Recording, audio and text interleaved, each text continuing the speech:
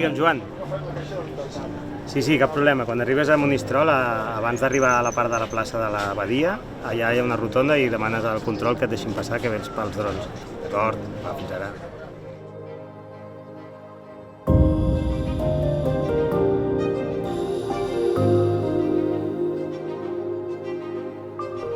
Avui a les 9 tenim 2 metres per segon de vent i tenim ratxes fins a 7, per tant, tot perfecte.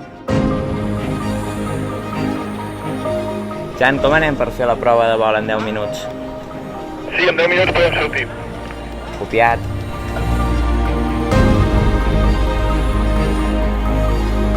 Estan els 200 drons connectats?